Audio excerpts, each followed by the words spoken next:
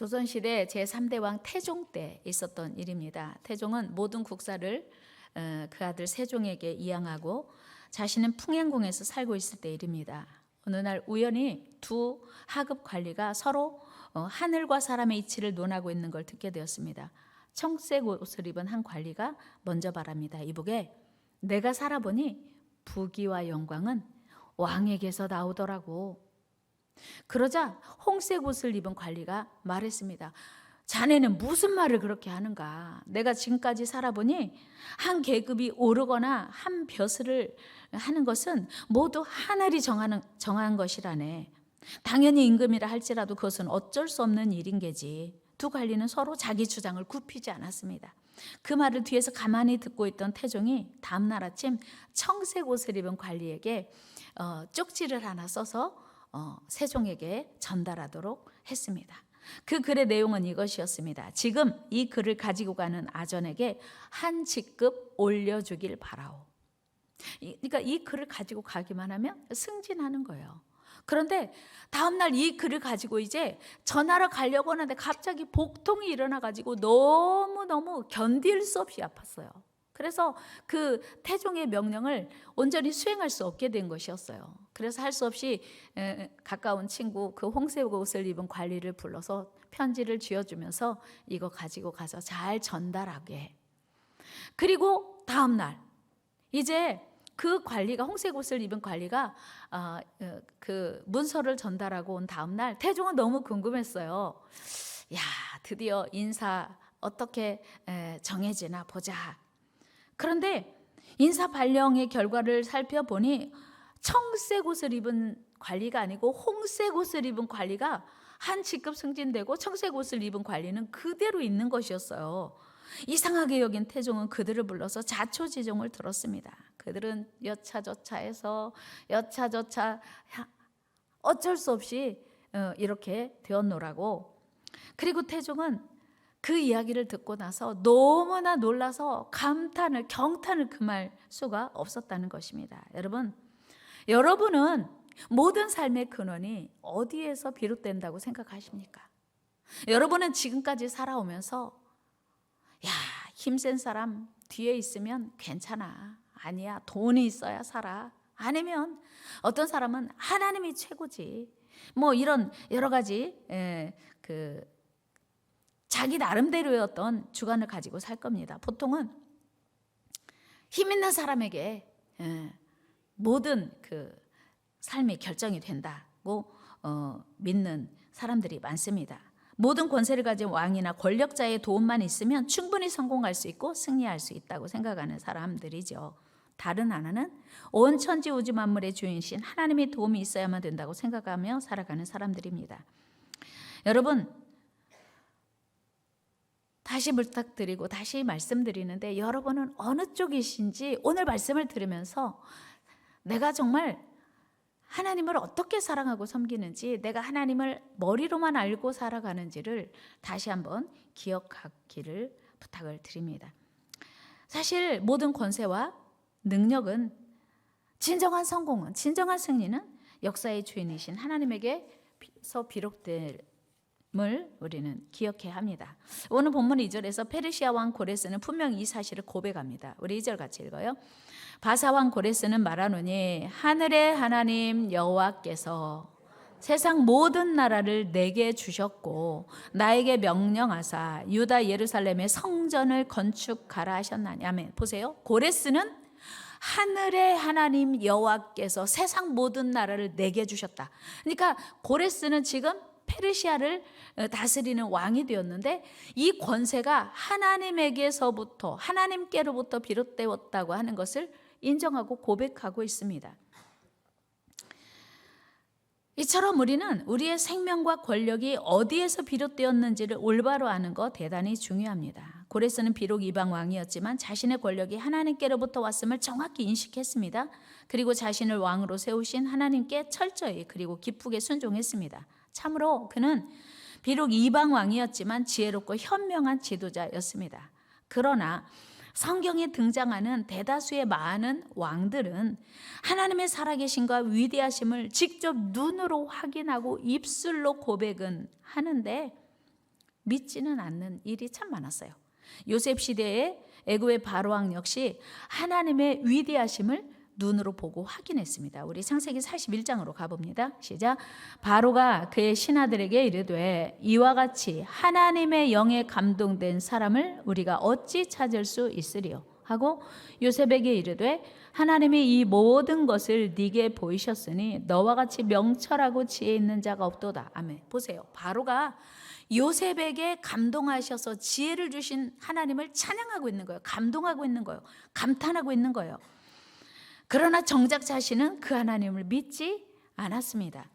뿐만 아니고 다니엘 시대에도 사드락과 메삭과 아벳느고를 극렬히 타는 풀무불 가운데서 지켜주신 하나님을 찬양해요. 우리 다니엘 3장 38절 28절 말씀 읽어요. 시작. 느부갓네살이 말하여 이르되 사드락과 메삭과 아벳느고의 하나님을 찬송할지로다. 그가 그의 천사를 보내사 자기를 의뢰하고 그들의 몸을 바쳐 왕의 명령을 거역하고 그 하나님 밖에는 다른 신을 섬기지 아니하며 그에게 절하지 아니한 종들을 구원하셨도다. 그러므로 내가 이제 조서를 내리노니 각 백성과 각 나라와 각 언어를 말하는 자가 모두 사드락과 메삭과 아벳느고의 하나님께 경솔히 말하거든 그 몸을 쪼개고 그 집을 걸음터로 삼을지니 이는 이같이 사람을 구원할 다른 신이 없음이니라 하더라. 느부갓네살이 기절초풍할 일이 일어난 거예요. 풀무불 속에 사드락과 메삭과 아벳느고를 넣었는데 그들이 타지도 않고 옷도 끓음도 없었고 불탄 냄새도 없었다고 말하고 있거든요. 그러니까 이 느부갓네살이요 어떻게 이럴 수가 있나 그러면서 말하기를 누구든지 사드락과 메삭과 아벳느고의 하나님 앞에 함부로 말하면 그 몸을 쪼개고 그 집을 거름더미로 삼을지라고 선포했어요. 그런데 정작 자신은 그 위대하신 하나님을 믿지 않았어요. 그런가 하면 다리오 왕 역시 다니엘 시대 때 사자굴에서 그를 지켜주신 하나님을 찬양해요. 우리 다니엘 6장 20절로 가봅니다. 시작. 다니엘이 든 굴에 가까이 이르러서 슬피 소리질러 다니엘에게 묻되 살아계시는 하나님의 종 다니엘아 네가 항상 섬기는 네 하나님이 사자들에게서 능히 너를 구원하셨느냐 하니라. 아멘. 이거 보세요. 이 지금 다리오 왕의 고백도 살아계시는 하나님의 종 다니엘아 이렇게 고백해요. 26절 한번 볼까요? 26절 시작. 내가 이제 조서를 내리노라. 내 나라 관할 안에 있는 사람들은 다 다니엘의 하나님 앞에서 떨며 두려워할지니 그는 살아계시는 하나님이시오 영원히 변하지 않으실 이시며 그의 나라는 멸망하지 아니할 것이요 그의 권세는 무궁할 것이며. 보세요. 살아계신 하나님이라고 계속 반복하며 강조하고 있어요. 27절도 같이 읽어요. 시작. 그는 구원도 하시며 건져내시기도 하시며 하늘에서든지 땅에서든지 이적과 기사를 행하시는 이로써 다니엘을 구원하여 사자의 입에서 벗어나게 하셨음이라 하였더라. 하나님의 위대하심 앞에 아주 정말 우리말로 하면 기절초풍하는 그런 아주 왕의 고백을 우리는 들어요. 성경을 통해서. 근데 그 다리오가 하나님 믿었게요? 안 믿었게요? 안 믿었어요. 자기 입술로는 살아계시는 하나님의 종 그는 구원하시기도 하시고 건져내시기도 하시고 지키시기도 한다고 말은 하는데 믿지 않았어요. 물론 그들이 고백하는 하나님은 오늘 우리가 믿고 섬기는 유일신 여호와 하나님을 의미하는 건 아닙니다. 그들은 모두 다시들논자예요. 네가 믿는 신도 좋고 내가 믿는 신도 옳다 그런 거예요. 그러니까 많은 하나님의 이들이 고백하는 하나님은 살아계신다고는 해도 이 세상에 많은 신들 중에 하나인 거예요. 그러니까 굳이 그 하나님만 믿을 필요가 없는 거야. 자기가 믿는 하나님을 여전히 믿으면서 와 다니엘아 네가 믿는 하나님이 대단하네. 사드락과 메삭과 아벳느고가 믿는 하나님이 대단하네. 인정은 하지만 입술로 고백은 하지만 자기들은 믿지 않았던 거예요. 그들은 하나님의 기적적인 역사를 보면서도 생사 여탈권을 가지신 온 세상의 왕 되신 하나님을 확인하면서도 눈으로는 입술로는 고백하면서도 하나님을 믿지 않은 거예요. 그들은 머리로는 알고 있었어요. 하나님 얼마나 위대하신지 하나님 얼마나 전능하신지 하나님이 살아계신 것을 머리로는 알고 있었는데 자신들이 고백은 했지만 믿지 않았다고 하는 거예요. 마치도 예수님 당시 서기관과 바리새인들이 하나님의 존재에 대해서 머리로는 알고 입술로는 고백했지만 마음으로 온전히 하나님을 신뢰하지 않은 것에 대해서 신랄하게 비판하고 책망했던 것과 마찬가지예요. 마태복음 15장 8절 말씀 읽어요. 이 백성이 입술로는 나를 공경하되 마음은 내게서 멀도다. 우리말로 하면 뭐요? 말만 잘하는 거예요. 말만 잘하는 거. 말은 잘하는데 하나님을 안 믿는 거예요. 오늘 여러분 어떠세요? 저는 여러분한테 이런 도전 드리고 싶어요. 여러분은 종교 생활하고 계십니까?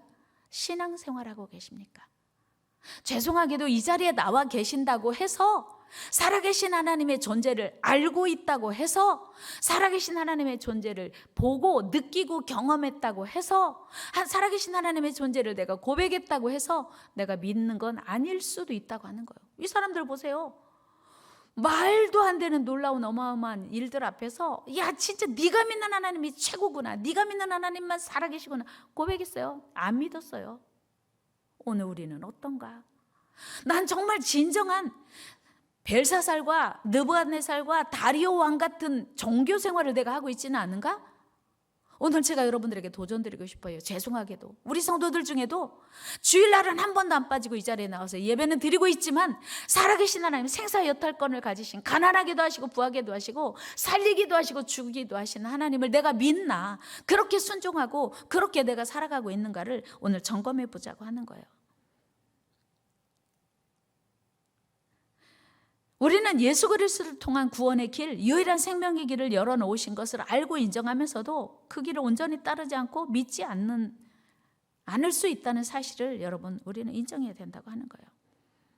우리는 입술로만 이방 왕들처럼 하나님은 위대하시다, 하나님은 전능하시다고 말하고 있지는 않은지, 그리고 이런 모습을 우리는 믿음이라고 착각하고 있지는 않은지, 진정한 신앙이란, 온전한 신앙이란, 하나님이 기뻐하시는 신앙이란 하나님이 어떤 분인지, 예수 그리스도가 어떤 분인지 알고 그치는 게 아니고 예수 그리스도 그분의 존재를 알고 믿고 그렇게 사는 거예요. 그분의 뜻을 따라서. 오늘 본문을 보니까 고레스는 비록 이방 왕이었지만 하나님의 뜻에 따라 70년 만에 바벨론 포로 귀환을 선포했고 무너진 예루살렘 성전을 다시 세울 수 있도록 적극 협력했습니다. 여러분, 우리 하나님께서는 이미 160년 전에 예레미야 선지자를 통해서 이스라엘의 포로 생활이 바벨론으로 끌려가서 70년 만에 복귀할 거야. 70년만 참아. 너희들이 불순종한 대가로 70년 바벨론 포로 생활은 피할 수 없어. 그렇게 미리 예언했어요. 예레미야 25장 11절 말씀 읽어요. 시작. 이 모든 땅이 폐허가 되어 놀랄 일이 될 것이며 이 민족들은 70년 동안 바벨론 왕을 섬기리라. 아멘. 70년 동안 바벨론 포로 생활이 이어질 거라고 미리 하나님이 이사야 선지자를 예언했어요. 불순종한 이스라엘 백성들에게. 그리고 이사야 선지자를 통해서 고레스 왕을 통해서 이제 포로 귀환 명령이 진행될 것도 말씀하셨습니다.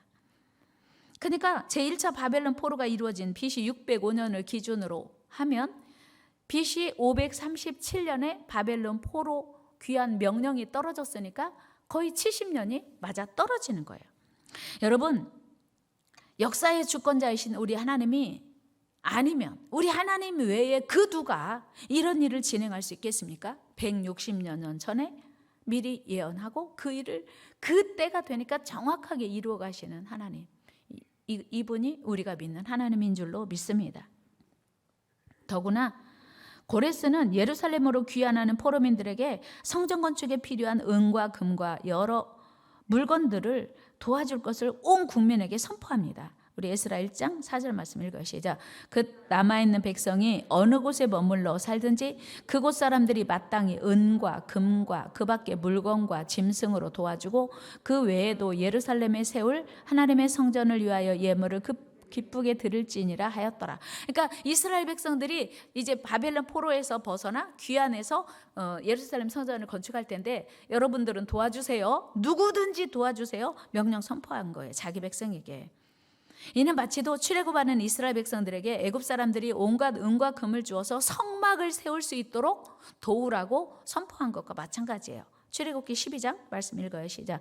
이스라엘 자손이 모세의 말대로 하여 애굽 사람에게 은금 패물과 의복을 구하매 여호와께서 애굽 사람들에게 이스라엘 백성에게 은혜를 입히게 하사 그들이 구하는 대로 주게 하심으로 그들이 애굽 사람의 물품을 취하였더라. 아멘.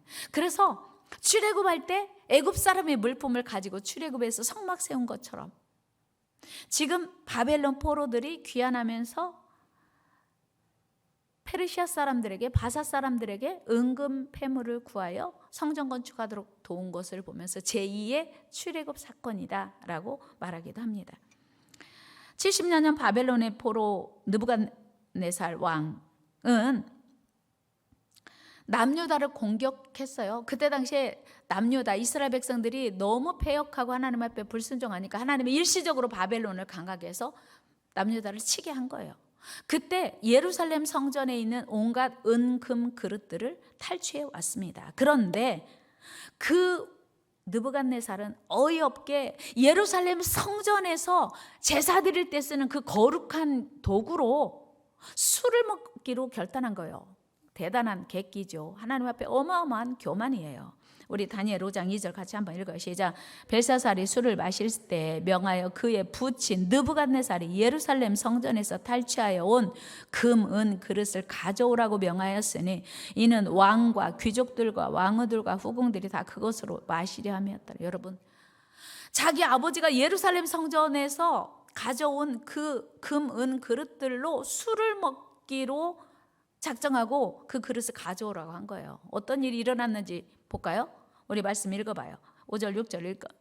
그때 술을 마시려고 지금 은근 그릇 갖다 술잔으로 삼아 성전에서 예배할 때 쓰는 그릇으로 술잔을 삼아서 술 마시려고 하는데 이런 놀라운 일이 일어난 거예요. 같이 읽어요. 시작. 그때 사람의 손가락들이 나타나서 왕궁 촛대 맞은편 석회벽에 글자를 쓰는데, 여러분 사람은 없어요. 손만 나타나. 지금 눈 감고 있는 사람 앞에 손 나타날 수 있어요. 사람은 없는데 손만 나타나서 왕이 그 글자 쓰는 손가락을 본 거예요. 술을 마시는데, 여러분 지금 술 맛이 나겠어요? 술 맛을 돋구고 여흥을 돋구기 위해서 지금 예루살렘, 우리 아버지가 지금 예루살렘을 가지고 온 그거 갖다 마시자, 부어라 마셔라 하는 그 순간에 벽에 갑자기 손만 나타난 거예요. 어마어마하게 얼마나 놀랐겠어요. 왕이 어떻게 됐어요? 읽어요. 시작. 이에 왕이 즐기던 얼굴빛이 변하고 그 생각이 번민하여 넓적다리 마디가 녹는 듯하고 그의 무릎이 서로 부딪힌지라. 기절 조풍할 일이 일어난 거예요. 지금 오금이 저리는 거예요. 이게 무슨 일이에요 지금? 갑자기 전혀 예상하지 못한, 갑자기 사람은 없고 손가락만 나타나서 벽에 글을 쓰는데 넓적다리 마디가 녹는 듯 하다는 것은 정말 지금 완전 그냥 멘붕이 된 거예요. 그리고 어떻게 됐는지 아세요? 30절. 그날 밤에 갈대아 왕 벨사살이 죽임을, 술 마시던 그 사람, 하나님의 성전에 있는 그 그릇으로 술 마시던 그 사람, 그날 밤에 어떻게 됐대요? 죽었어요. 어떻게 일이 가능해요? 술 먹고 죽었어요? 아니요. 하나님이 이 세상에 더 이상 둘 가치가 없으니까 그날 밤에 예루살렘 성전에 있는 그릇을 갖다가 술 마신 이 건방지고 교만한 사람을, 왕이라 할지라도 하나님이 그날 밤에 생명을 가져가신 거예요. 사랑하는 여러분, 그러나 하나님의 존재를 알고만 있는 게 아니라 믿었던, 그리고 그대로 순종했던 고레스 왕은 그 그릇들을 모두 다 예루살렘 성전으로 가지고 돌아가라고 명령을, 야 이거 가지고 가. 에스라 1장 7절 말씀 읽어요. 시작. 고레스 왕이 또 여호와의 성전 그릇을 꺼내니 옛적에 느부갓네살이 예루살렘에서 옮겨다가 자기 신들의 신당에 두었던 것이, 가져가라. 예루살렘 성전 짓고 이거 갖다 성전에서 준 거예요. 이방 왕인데 어떻게 이렇게 달라요? 어떤 사람은 예루살렘 성전에 있는 물건을 가져왔고 어떤 사람은 그걸 술 마셨고 어떤 사람은 그걸 다시 돌려주냐고요. 똑같은 이방 왕인데 뭐가 다를까요? 오늘 우리가 함께 기도해야 할 제목이 바로 이것이에요. 우리에게도 이런 왕, 하나님은 안 믿어도 하나님의 명령을 깨닫고 순종할 수 있는 이런 왕이, 이런 대통령, 이런 지도자가 세워지도록 기도해야 될 줄로 믿습니다. 여러분, 왕이라고 해도 다 같은 왕이 아닌 거예요. 하나님께 쓰임받고 하나님이 기뻐하시는 왕이 있다고 하는 거예요. 대통령이라고 다 같은 대통령이 아닌 거예요. 고레스와 같이 하나님께 감동받고 그대로 순종하여 멋지게 쓰임받은 대통령이 세워지도록 우리는 기도해야 돼요. 최근에 여러분 들으셨나요? CBS 뉴스에 그 지금 대통령 후보 중에서 신천지와 연결돼가지고 그 신천지 사람들로 하여금 입당 원서를 어마어마하게 쓰도록 지금 유착되어 있다는 보도를 들은 적이 있습니다. 우리는 정신 차려야 돼요. 그러면 여러분, 신천지에 뭐 무속 주술만 들어가는 것이 아니라 이단이 들어가서 이제 우리나라를 좌지우지하는 거예요. 여러분, 우리 대통령이 잘 세워지도록 기도합시다. 하나님을 믿지는 않아도 하나님께 순종할 수 있는 대통령이 세워지도록 기도합시다. 뿐만 아니고 오늘 우리도, 자 그러면 대통령만 잘 세워야 되냐? 그게 아니고 오늘 우리도, 이 자리에 있는 우리도 하나님의 명령을 듣고 순종하는 사람이 있고 순종하지 않는 사람이 있다고 하는 거예요. 오늘 3절 말씀 같이 읽어요. 시작. 이스라엘의 하나님은 참신이시라. 너희 중에 그의 백성 된 자는 다 유다 예루살렘으로 올라가서 이스라엘의 하나님 여호와의 성전을 건축하라. 그는 예루살렘에 계신 하나님이시라. 고레스 왕의 명령이에요. 너희 중에 그 이스라엘에 속한 나라 백성은 다 올라가라 그랬어요. 다 올라가라. 그리고 다 올라가서 성전을 건축하라고 했는데 실제로 수많은 이스라엘 백성 중에서 예루살렘에 귀환하여 올라가서 성전 건축에 동참한 사람들은 베냐민 사람과 유다 사람들, 그것도 족장들과 레위 지파 사람들 뿐이었어요. 5절 같이 말씀 읽어. 5절 시작. 이에 유다와 베냐민 족장들과 제사장들과 레위 사람들과 그 마음이 하나님께 감동을 받고 올라가서 예루살렘의 여호와의 성전을 건축하고자 하는 자가 다 일어나니. 아멘. 분명히 고레스 왕은 다 올라가라, 북이스라엘 사람, 남유다 사람뿐만 아니라 북이스라엘에 먼저 와서 살던 사람도 다 돌아가서, 이스라엘 사람들은 다 돌아가서 성전 건축하라고 했는데 남유다 사람, 유다와 베냐민 지파 사람들만 올라갔고 그 중에서도 제사장과 그 다음에 레위인들만 올라갔다고 하는 거예요. 그러니까 북이스라엘에 속했던 10지파 사람들은 고레스 칙령에도 불구하고 전혀 귀담아 듣지 않고 남유다에 속했던 2지파 사람들만 예루살렘으로 귀환하기 위해서 일어섰습니다. 그런데 그들 중에도 일부 지극히 적은 5만 명만 올라갔다고 하는 사실이에요. 이것이 오늘 우리에게 무엇을 가르쳐주고 있습니까? 무엇을 말하고 있습니까? 하나님은 이스라엘 모든 사람들에게 예루살렘으로 돌아갈 기회를 주셨어요. 예루살렘 성전을 건축할 기회를 주셨습니다. 그러나 소수의 사람들을 제외하고는 대부분 사람들은 그 길을 따르지 않았습니다. 왜요? 이에 대해서 유대 역사가 요세푸스는 이스라엘 자손들이 바벨론에 쌓아놓은 부를 포기하지 못했기 때문이라고 지적합니다. 사실 이스라엘 자손들이 지금 70년 동안 여기서 살고 있었어요. 그러니 70년 동안 살면서 집도 장만하고 밭도 일구고 논도 이제 뭐 우리처럼 논은 아니겠지만 어쨌든 자기 터전을 나름대로 구축한 거예요. 그런데 예루살렘으로 돌아간다고 하는 것은 폐허가 된 아무것도 정말 그야말로 절망과 그리고 소망 없는 그 땅에 돌아간다고 하는 건 이 땅에 있는 모든 걸 다 포기하고 부모가 일궈놓은, 자기가 일궈놓은 모든 거 다 포기하고 돌아가는 거예요. 쉬워요? 어려워요? 어려워요. 거기 가면 그야말로 새로 시작해야 되는 거예요. 아무것도 없는 데서 도와줄 사람도 없고 뭐 비축해놓은 곡식도 없고, 그러니까 그걸 포기할 수 없으니까 그 고난을 이제 맞닥뜨려서 하나님의 명령 수행할 그런 마음이 없으니까 돌아가지 않은 겁니다. 결국 현실에 대한 안주가 대다수 이스라엘 자손들로 하여금 하나님의 선민으로서 회복의 길을 포기했다고 하는 거예요. 여러분, 이런 일은 오늘날에도 동일하게 일어나고 있다는 사실을 기억해야 합니다. 여러분, 우리 하나님께서는 모든 사람들에게 구원의 길을 열어놓으셨습니다. 우리 하나님은 지금도 모든 사람이 예수 그리스도를 믿고 구원 얻기를 원하세요. 우리 디모데전서 2장 4절 읽어요. 시작. 하나님은 모든 사람이 구원을 받으며 진리를 아는 데 이르기를 원하시느니라. 아멘. 하나님은요, 예수 그리스도를 통해서 그 십자가의 은혜를 통해서 구원 얻기를, 죄 가운데서 돌이키고 구원 얻기를 원하세요. 그런데 하나님께 돌아오기를 지금도 거부하고 거절하는 사람이 수없이 많다는 사실이에요. 누구든지 예수 그리스도를 주로 고백하고 믿기만 하면 모든 구원을 얻으며 천국의 주인공이 될 수 있습니다. 그러나 현실적으로 보면 하나님을 믿고 따르는 성도는 그렇게 많지 않아요. 왜요? 예수님 믿으려면 세상적인 평안을, 세상적인 유익을 포기해야 할 때가 많기 때문이에요. 사업하는 분들 오늘 주일날 오전에 문 닫고 이렇게 오는 일이요, 보통 일이 아니에요. 요즘 코로나 때문에 뭐 9시까지만 이렇게 영업을 해야 되는데 주일날 오전에 문 닫고 하나님께 예배드리는 일은 어마어마한 이익을 포기하는 일 아닙니까? 그러니까 예수님을 따르는 게 너무 힘들고 어렵다고 생각해서 포기하고 있는 거예요, 그 구원의 길을. 여러분, 우리 예수님이 분명히 말씀하셨어요. 누구든지 나를 따르라거든 자기 십자가를 지고 나를 따르라. 우리 마태복음 16장 24절 읽어요. 시작. 이에 예수께서 제자들에게 이르시되 누구든지 나를 따라오려거든 자기를 부인하고 자기 십자가를 지고 나를 따를 것이니라. 예수 믿는 것이요, 룰루랄라 소풍 가는 것처럼 쉽고 가벼우면 얼마나 좋겠어요.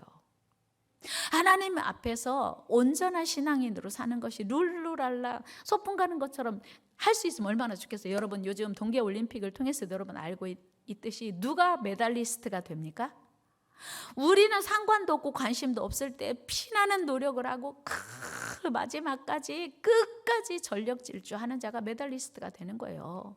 막상 1등으로 들어와도 뭔가 손 하나 누구를 방해를 한다든지 터치해서 심판이 볼 때 그 위법의 소지가 있으면요 1등 들어와도 소용없어요. 그 막 스케이트 보세요. 마지막에 그 스케이트는요 머리가 먼저 들어와도 소용없어요. 뭐가 들어와요?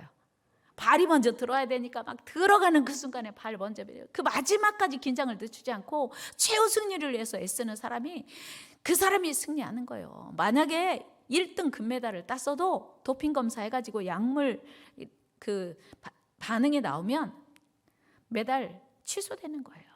그러니까 오직 법대로 하나도 어김없이 오직 그 정해진 규칙대로 그렇게 열심히 전력 질주하고 훈련하는 사람이 마침내 메달리스트가 되는 거예요. 저는 오늘 우리 모두도 마찬가지라고 생각해요. 우리 하나님 앞에 서는 날 우리는 하나님의 그 법이 있어요. 우리의 마음과 생각과 행동을 다 기록한 그 심판대 앞에 서서 그 하나님의 생명책에 기록된 대로 심판받을 텐데, 하나님의 사실 지금 그 심판에 그 여러 가지 편파 판정 시비가 있습니다만은 하나님은 절대로 편파 판정 하실 리도 없고요, 오판하실 리도 없어요. 여러분, 우리 영적인 메달리스트들이 됩시다. 우리 하나님 앞에 서는 날 모두 금메달을 받는 저와 여러분 되기를 주의 이름으로 축원합니다. 그렇다면 오늘 우리는 그 어떤 시비도 걸 수 없을 정확한 신앙생활, 올바른 신앙생활, 말씀에 근거한 신앙생활을 해야 되는 거예요. 오직 하나님 말씀대로, 하나님의 뜻대로, 하나님의 명령대로 신앙생활하는 것이 진짜 그리스도인이고 진정한 신앙인인 것입니다. 우리가 어렵다고 귀찮다고 하나님의 법을 바꾸고 그대로 지켜 행하지 않는다면 이건 진정한 신앙인이라고 말할 수 없어요. 그래서 우리는 힘들어도 어려워도 귀찮아도 하나님의 뜻대로, 하나님의 방법대로 신앙생활을 해야 하는 것입니다. 왜요? 하나님의 손에 생사화복이 달려있기 때문이에요. 젊은 아들거나 뭐 많이 배웠으나 못 배웠으나 가난하나 부자나 상관없어요. 우리는 하나님의 법대로 신앙생활해야 합니다. 다 같이 하나님의 법대로 신앙생활해야 합니다. 그런데 우리는 보통 보면요, 다 나름대로 선이 그어져 있어요. 나는 이 선은 절대 넘어가지 않을 거야. 나한테 요구하지 마. 나는 일주일에 한 번 주일날 교회 갈 수는 있어. 더 이상은 요구하지 마. 목사님, 저는요 더 이상은 요구하지 마세요. 11조요? 저한테 말씀하지 마세요. 저는요 제 기준이 있거든. 제가 알아서 할게요. 이런 사람들은요 하나님이 어떤 분인지 알기는 하지만 믿지는 않는 거예요. 다리오 왕이나 바로 왕이나 느부갓네살이나 벨사살이나 하나님이 어떤 분인지는 알지만 믿지 않는 거예요. 내가 정해놓은 그 기준으로 신앙생활을 하겠다는 거예요. 여러분, 진정한 신앙인이 되기를 주의 이름으로 축복합니다. 하나님 앞에 서는 날 금메달 리스트가 되기를 주의 이름으로 축원합니다. 독일의 르베크 성당에 가면 이런 시가 기록되어 있다고 해요.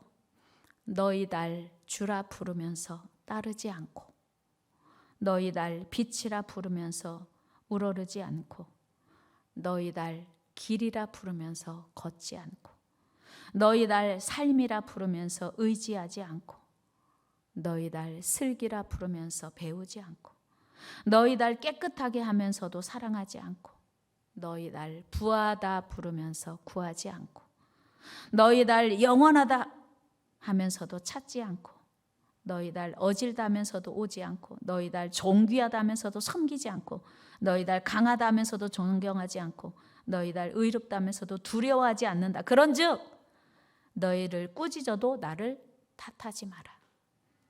우리 모두 하나님이 인정하시는, 마음껏 사용하시는 진정한 신앙인 영적 메달리스트들이 다 되는 우리 방주 성도 되기를 주의 이름으로 축원합니다. 하나님 감사합니다. 오늘 우리는 종교인입니까? 신앙인입니까? 이방 왕들처럼 하나님의 존재에 대해서 알고 입술로는 말하면서도 마음은, 그리고 그들의 삶은 하나님을 섬기지 않았습니다. 그러나 고레스 왕은 이방 왕임에도 불구하고 하나님을 알고 쓰임 받았습니다. 하나님, 오늘 우리가 이 자리에 나와 있는 것을 지나 하나님을 더욱 사랑하게 하시고 온전히 순종하게 하시고 하나님이 기뻐하시는 신앙생활할 수 있도록 도와주시옵소서. 하나님, 지금까지는 이방 왕들처럼 종교 생활했다 할지라도 이후로 오늘부터 신앙생활하는 우리 모두 되게 하여 주옵소서. 우리 왕 대신 존귀하신 예수님의 이름으로 기도드리옵나이다. 아멘. 우리 같이 찬양하면서 준비하신 힘을 하나님께 올려드리겠습니다.